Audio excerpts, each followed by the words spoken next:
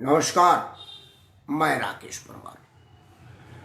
मित्र, जैसा कि आप सबको पता है कि बिहार में चुनाव है। 10 नवंबर 2020 को उसका परिणाम है। मैं पिछले बार भी चुनाव पर एक स्टोरी किया था, एक फेसबुक लाइव भी किया था, जिसमें मैंने कहा था कि चुनाव में चुनावी मुद्दा या चुनाव घोषणा पत्र बेमतलब होता है। उसके जो राष्ट्रीय अध्यक्ष होते हैं, कार्यकारिणी के लोग होते हैं, या टॉप टू 10 जो उसके नेता लोग होते हैं, उन सबको ये पता नहीं होता कि असल में इसमें लिखा क्या है। असल में क्या हो कि वो एक प्रिंटर को दिया जाता है, प्रिंट हो जाता है, वो लोग कवर में फोटो वोटो देख लेते जो ठीक ठाक है, और ऐसे मुंह फाड़ करके रिलीजिंग के लिए कैमरा के सामने फोटो खिंचवा लेते, उसके बाद उसको रख देते, उसका फोल्ड भी नहीं खुलता। ये 1952 से लेकर के 2020 तक में है। लेकिन तब जा करके चुनावी घोषणा जैसा बेमतलब का काम क्यों होता है? असल में क्या है कि आपको इस बेमतलब के काम में मजे आते हैं और लोगों में मनोरंजन होता है। जैसे आज एक चुनाव घोषणा पत्र पर चर्चा करना चाहूंगा।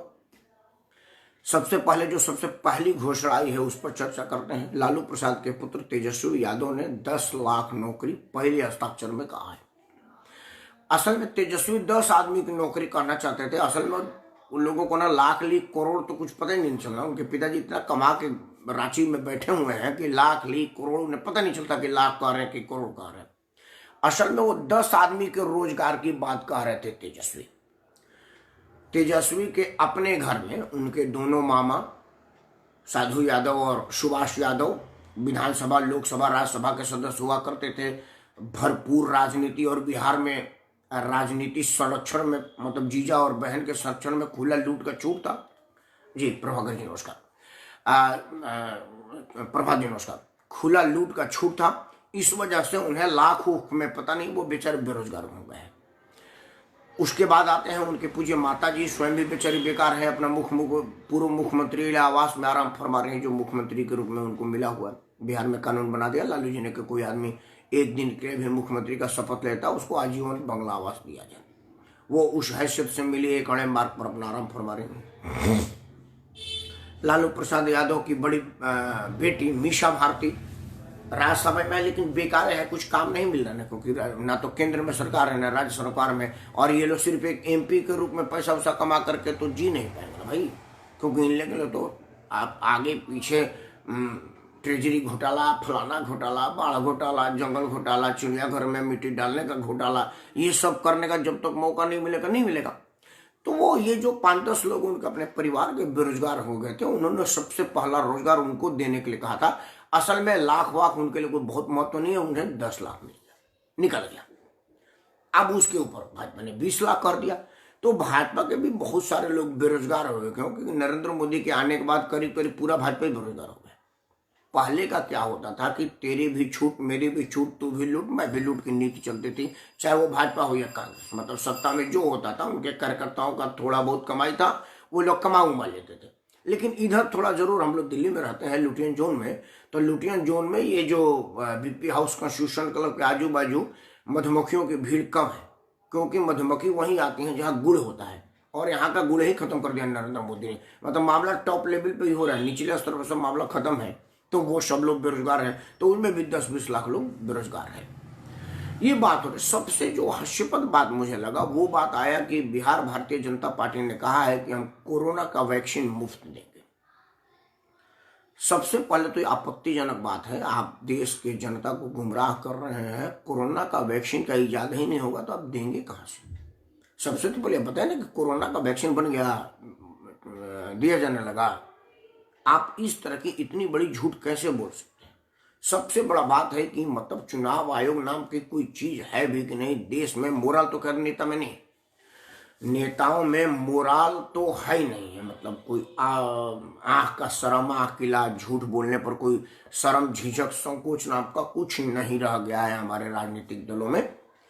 क्यों? क्योंकि उन लोगों ने हम लोगों को जात पात, धर्म, ऊंच नीच, अगले पिछड़े, बिहारी अगाड़ी में इतना बांट दिया है कि हमको ये सोचने का मुद्दा नहीं मिला कि यार वैक्सीन की बात कर रहा है, वो भी दुनिया में नहीं बना हुआ, तो देगा कहां से? मतलब ये उसी तरह कोई नहीं कि मैं आपको कहूँ कि आप मुझे प्रधानमंत्री बनाइए, चांद पर प्लॉट मैं आपको दे दूंगा 100-100 गज सभी आदमी को। अब फिर आप पूछेंगे नहीं कि अबे चांद पर प्लॉट करना शुरू हुआ, मैं आपको पूछूंगा कि वैक्सीन का बंटना शुरू हो गया, लेकिन आप ये नहीं पूछेंगे, तो मेरा चांद वाला कैसे पूछेंगे कि भाई चांद पर प्लॉट कैसे दे रहा है। ये एक बड़े शर्म, संकोच, झिझक और बहुत बेमतलब का बात हो रहा है, जो भारत के प्रधानमंत्री जिस पार्टी के हैं और भारत का प्रधानमंत्री का लगा हुआ तस्वीर पर अगर इस तरह की झूठ बोली जाए, इस तरह की बेबुनियाद अनर्गल बात की जाए, तो वो दिल को चोट पहुंचाता है। और बड़ा अफसोस के साथ ये कहना पड़ता है कि ये इसी देश में संभव है कि देश के सबसे बड़ा हाईएस्ट सिविल अथॉरिटी का फोटो लगा करके, बल्कि हाईएस्ट सिविल अथॉरिटी भी झूठ बोलता है। मतलब ये और भी बड़ा चिंता क्यों लगी कि जो देश का हाईएस्ट सिविल अथॉरिटी है वो खुद भी झूठ बोलता है। ये बड़ा चिंता का विषय है। दूसरी बात तो ये, मैं मान लूं कि वैक्सीन आ गया, हालांकि आया नहीं, एक बार फिर से स्पष्ट कर लेता हूं, लेकिन आ गया, तो पूरे देश में बिहार ही राज्य है, मैं उत्तर प्रदेश का रहने वाला हूं, तो मैं इस देश में चूंकि चुनाव यूपी में नहीं, इसलिए यहां पर वैक्सीन नहीं बटेगा। राजस्थान में, मध्य प्रदेश में, महाराष्ट्र में, गुजरात में, मणिपुर में, सिक्किम में, मेघालय में, छत्तीसगढ़ में, मध्य प्रदेश में, मतलब ये जो जगह है हमारे देश में 27-28 राज्य हैं, उन सब में उन लोगों ने क्या भारत के संविधान का मतलब भारत का नागरिकता नहीं उनके पास, वो चूंकि बताएगा जो चुनाव होगा वही वैक्सीन मिलेगा, जिनके पास चुनाव नहीं वो नहीं होगा। एनडीए के लोगों को बताना पड़ेगा कि एनडीए के लोग कैसे कैसे कमिटमेंट करते हैं। असल में क्या है कि कभी ना तो कमिटमेंट पर कोर्ट में पूछी जाती है, ना ही आम जनता की अदालत में कोई पूछताछ होता है।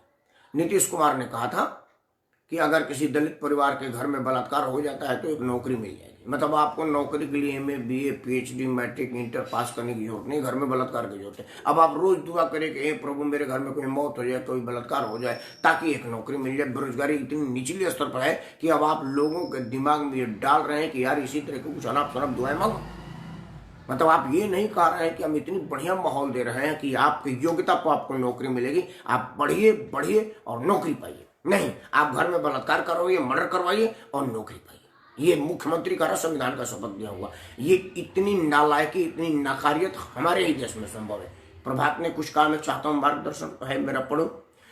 एक तो प्रभात को शुभ आशीर्वाद है। प्रभात करे कि आज की राजनीति में अब किसी को भी गलत और सही नहीं कह सकते हैं, क्योंकि राजनीति में किसी भी पार्टी का कोई स्टेटमेंट सही नहीं होता है। मैनिफेस्टो माने झूठा पद।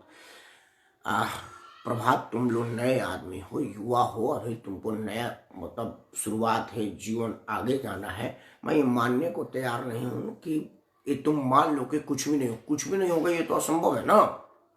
जब तुम्हारा जन्म भी नहीं हुआ था तब अगर तुम्हारे पिताजी से कोई कहता कि मोबाइल होती है जिससे बात किया जाता है और तुम बलिया, शोभा छपरा, लक्ष्मण छपरा में बैठ करके मेरे को देख रहे हो, मैं दिल्ली में बोल रहा हूँ, तुम कहते कैसे बकवास का बात कर, ये कैसे हो सकता है, कैसे फोटो दिखेगा, लेकिन ये हो गया ना। उसी तरह से किसी आदमी ने तो सोचा होगा ना यार कि कुछ ऐसा यंत्र बनाया गया जिसमें आदमी दिल्ली से बैठे, और अमेरिका में, मेरा मॉरिशस से लोग देख रहे हैं, अमेरिका से देख रहे हैं, एक मेरा बीच फ्रांस से देख रहा है, तुम गांव से देख रहे हो, तो ये बना ना। तुम भी बचपन में अगर तुमको कोई कहा था कि मोबाइल पर दिल्ली से राकेश चाचा बोलेंगे और तुम गांव में सुनोगे, मान लेते, लेकिन हुआ। तो जो आदमी ठान लेगा, सोच लेगा, तब होगा।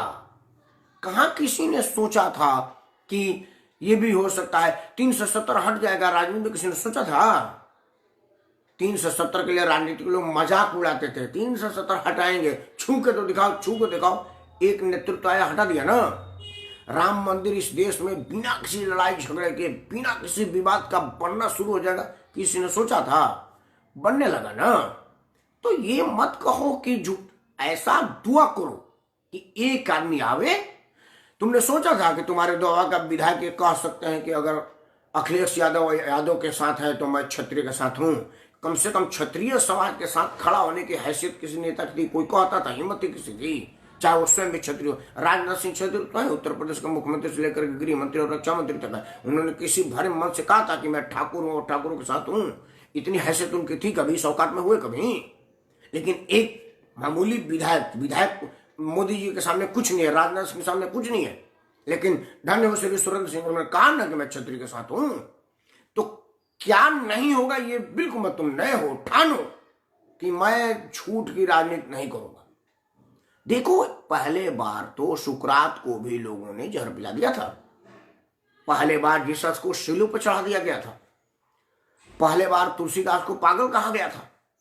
तुलसीदास ने कहा है कि तुलसी वहां न जाइए जहां आपनों का गुण अवगुण देखे नहीं, बोलो पाछ लो ना। तो तुलसीदास को भी गांव में तुलसिया कह के बोला गया, लेकिन उन्होंने जब रामचरितमानस काव्य का रचना किया तो तुलसीदास हो गए, उसमें लोगों ने भगवान कहा। इसी तरह की बात है कि आप ये मानो कि जी मैं झूठ की राजनीति करूंगा और ऐसी धारा बदलूंगा। तुम्हें तो याद नहीं है, बचपन में मैं तुम्हें बताऊं, जब मैं तुम्हारे उम्र का था तो शोभा छपरा गांव भर में, लक्ष्मण छपरा का नहीं गारंटी ले सकता, शोभा छपरा गांव भर में एक आदमी दारू पीता था, मैं नाम नहीं लूंगा, उनका उचित नहीं है, तो उनके नाम के आगे पियक्कड़ लिखा होता था। तो पोस्ट, क्योंकि उस नाम के 3 आदमी गांव में थे, तो पोस्टमैन ना चिट्ठी उनको दे देता था, और गांव में भी लोग उनको पियक्कड़ बोलते थे। उनको दारू की कहीं व्यवस्था नहीं थी, तो खुद ही घर में कुछ कुछ बना लेते थे या छपरा उपरा बलिया से लाते थे, क्योंकि सीमन टोला शोभा छपरा लक्ष्मण छपरा में दारू का दुकान कहीं था नहीं। अब जो आज की स्थिति है, तो अब आज गांव में होता था कि पहले होता था कि एक परिवार नहीं पीता है, अब और 2-4 लोगों के नाम रखा जाता होगा। मैं पिताजी के क्रिया में आता था तो एक आदमी कह रहे थे, हालांकि तो नहीं रहना कैसे चाचा, बोले कि शोभा छपर गांव में लगता कि तू ही लो निको पियत कालो, तो अरे तीनों भाई में से दारू की निखो सुना। मतलब ऐसे किसी एक का नाम लिया जाए, फलाना नहीं पीते, फलाना नहीं पीते हैं। पूरा गांव में तो अब कम से कम कभी कभी ऑक्सेशनल लोग दारू पीने लगे। तो बदलती है दुनिया, बदलने वाला चाहिए। एक दारू का ठेका खुला गांव में शिवालय के पास, अब घर घर दारू बिकने लगा। नहीं तो मुझे याद है कि पहले मल्टी वालों से कोई कहता था लाए होगा बारे मलवाते देना।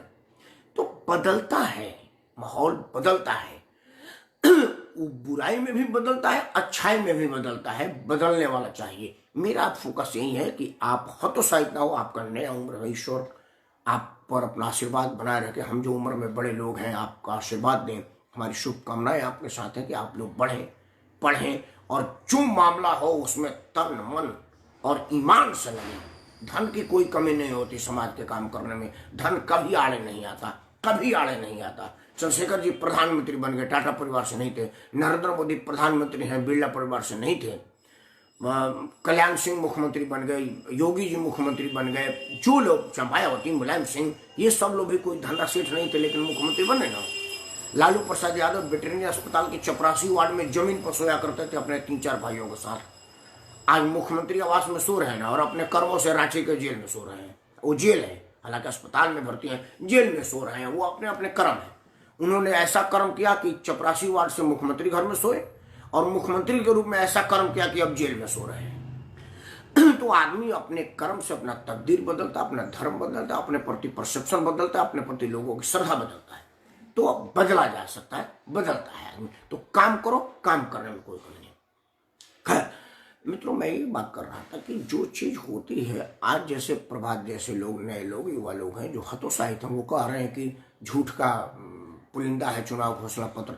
इन्हीं चीज को बदलना है, और ये कौन बदलेगा? प्रभात जैसे नए लोग बदलेंगे, और इनके साथ पुराने लोगों का समावेश होगा, उन लोगों का विश्वास होगा, तब जाकर के बदला जाएगा। मुझे इस बात पर बड़ा अफसोस है, मुझे इस बात पर बड़ा क्षोभ है कि इस पर कभी मुद्दा नहीं बनाया जाता, इस विषय को कभी नहीं उठाया जाता कि आप चुनाव घोषणा पत्र में झूठ बोल रहे हैं, तो आप पर क्यों न झूठ बोलने का केस चलाया जाए, क्यों न आपको चुनाव में सार्वजनिक चुनाव लड़ने से रोका जाए, क्यों न आपको परमानेंट बार कर दिया गया कि भाई आपने झूठ बोला है, अब आप चुनाव में और राजनीति में भाग नहीं लेंगे। तो ये मुद्दा नहीं बना। क्यों?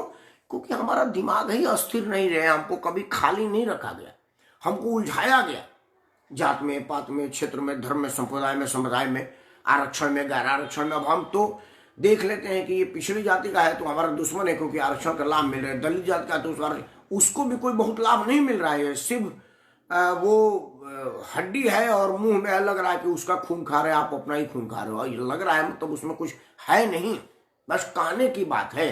अगर उसको बहुत बड़े से देखो तो वो छलावा है। क्यों? क्योंकि उनके हाथ में बैसाखी दे दे गए, वो मन मस्त है, पढ़ नहीं पाते, क्योंकि उन्हें मालूम है कि हमको तो आरक्षण के सहारे से मिल जाएगा।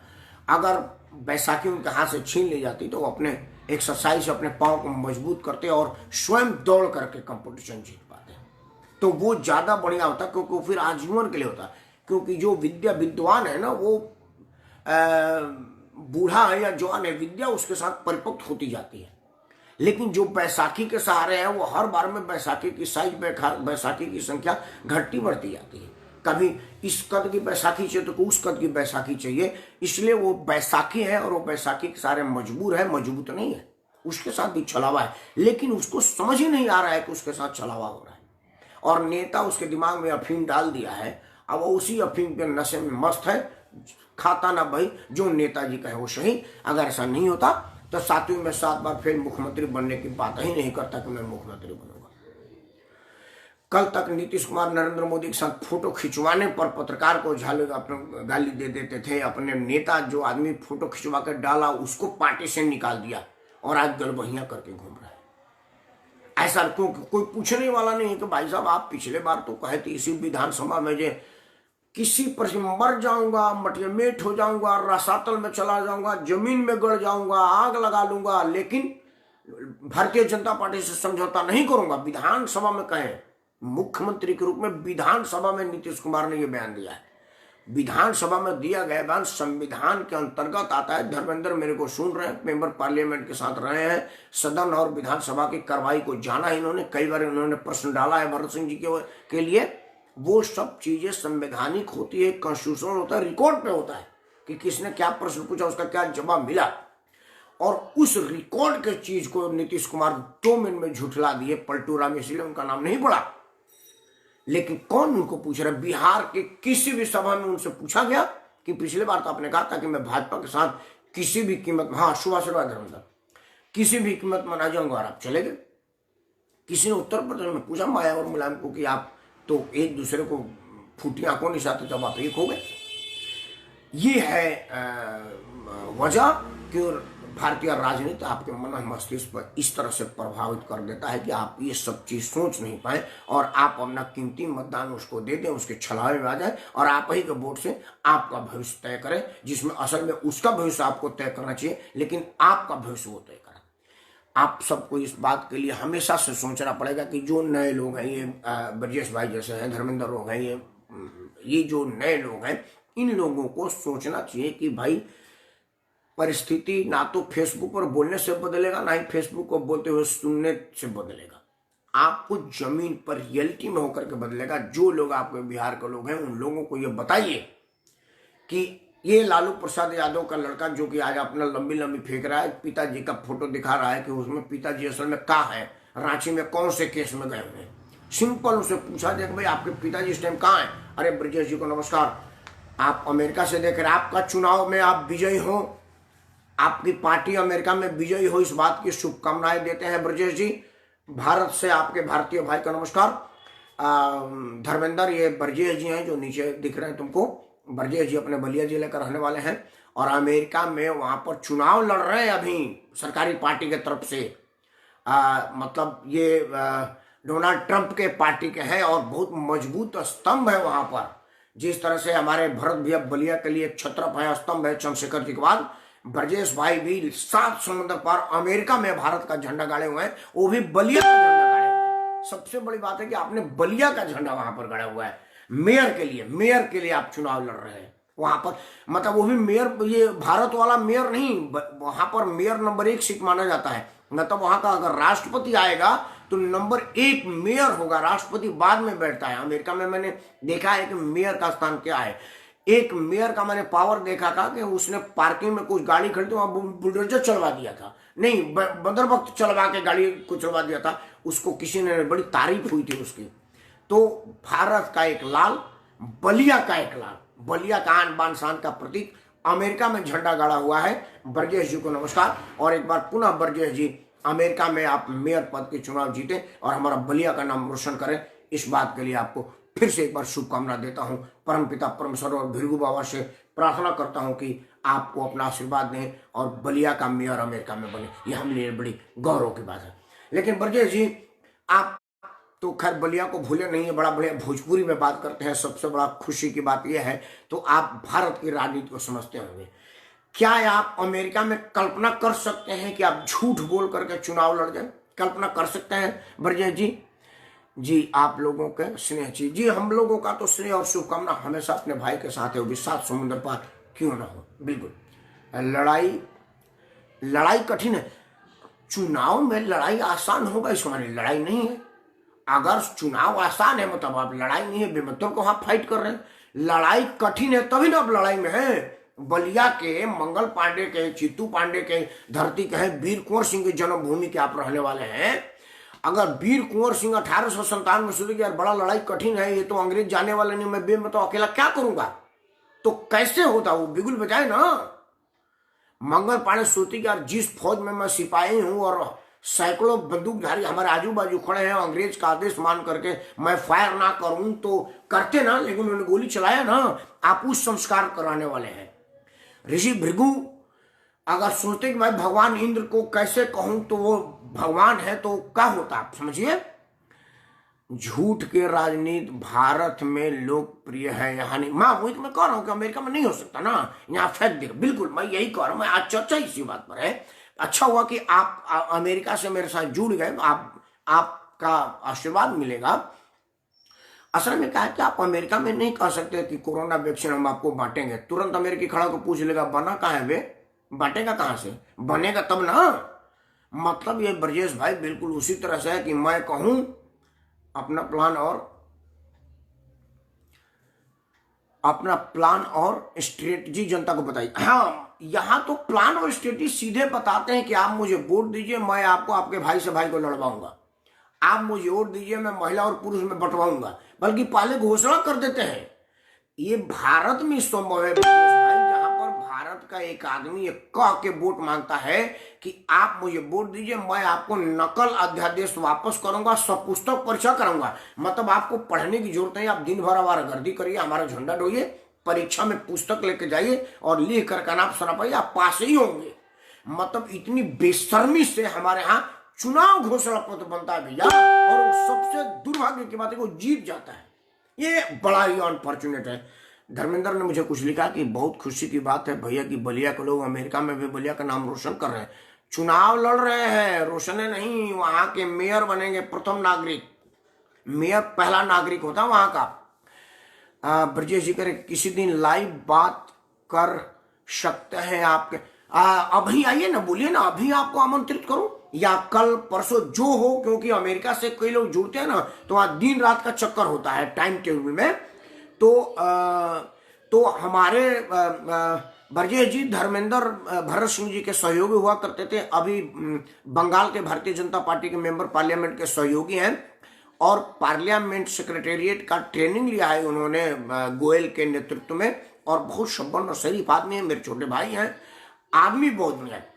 अब हाँ, मैं ये ब्रजेश जी कह रहा हूं कि अगर आपको लगे कि आज आपको मैं एक लिंक बना के भेजता हूँ, आते हैं अमेरिका से कई लोग, वो आपने देखा होगा, डॉक्टर बलराम वगैरह जी, उषा रेखा जी वगैरह आती हैं मेरे साथ, अनिल सिंह जी आते हैं, वो राणा एसोसिएशन वाले लोग भी आते हैं फेसबुक, और आपने उनका वीडियो देखा होगा।